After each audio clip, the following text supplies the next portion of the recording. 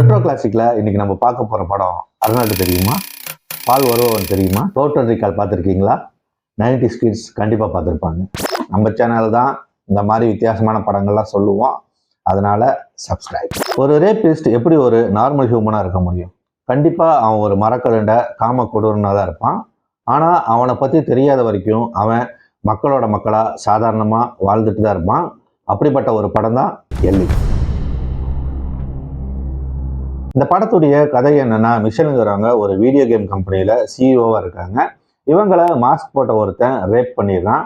அந்த ரேப்பை போலீஸ் கிட்ட இவங்க போய் சொல்லலை. காரணம் என்னன்னா, இவங்களுடைய பாஸ்ட் லைஃப்ல இவங்களுடைய அப்பா பார்த்தீங்கன்னா வீட்டுக்கு வெளியே பக்கத்து வீட்டில் இருக்கவன் வரவனை போறவன்லாம் ஒரு நாள் சுட்டு தள்ளி இருக்கிறாரு. இதனால அந்த ஊர் மக்கள்லாம் இவங்க ஃபேமிலி மேலேயே காண்டில் இருக்கிறாங்க. நம்ம மிஷேலையும் அங்கங்க பார்க்கும்போது அசிங்கப்படுத்தி அவமானப்படுத்திடுறாங்க. இதையெல்லாம் மீறி தான் மிஷல் வந்துட்டு ஒரு பெரிய ஆளா வளர்ந்து நிற்கிறாங்க.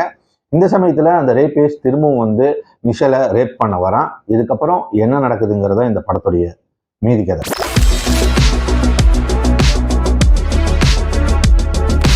இது ஒரு சூப்பரான படம், போர் அடிக்காம போகும்.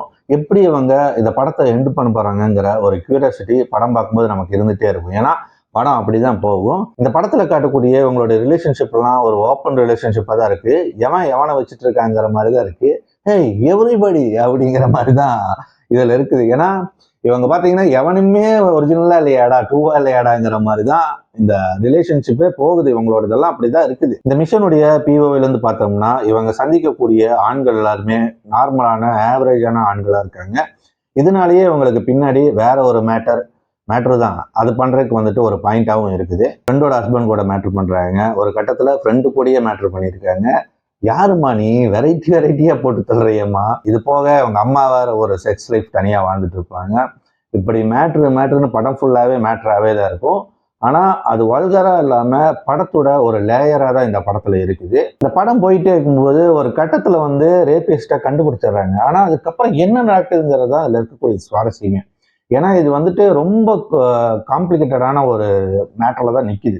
இப்போ இந்த மாதிரி சமயத்துல எப்படிடா இதை வந்துட்டு ஹேண்டில் பண்ணுவாங்கிற மாதிரி தான் இந்த படம் போகும். இதை எப்படி முடிக்க போறானுங்கிற மாதிரி தான் தோணும். ஆனா இந்த எண்டு வந்துட்டு கரெக்டான ஒரு எண்டு தான்.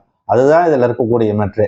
அது கொஞ்சம் மாறி இருந்தாங்க கூடியும் படம் வந்துட்டு போட்டு அடின்னு அடிச்சிருப்பானுங்க. ஆனா இது வந்து தப்பிச்சிருச்சு. அதுலதான் தப்பிச்சிருக்கு. அது என்னங்கிறது நீங்க படம் பார்த்தாலே உங்களுக்கே புரியும். அது வந்து கரெக்டான ஒரு கிளைமேக்ஸா இருக்கும். படம் அப்படியே போகும். ஒரு டோட்டல் ரீகால் மாதிரி ஒரு படத்தை எடுத்துட்டு இப்படி ஒரு படத்தை அப்படியே எவ்வளவு வெரைட்டியா கொடுத்துருக்காருன்னு இவருடைய ஃபிலிமோகிராஃபி போய் பார்த்தீங்கன்னாலே தெரியும்.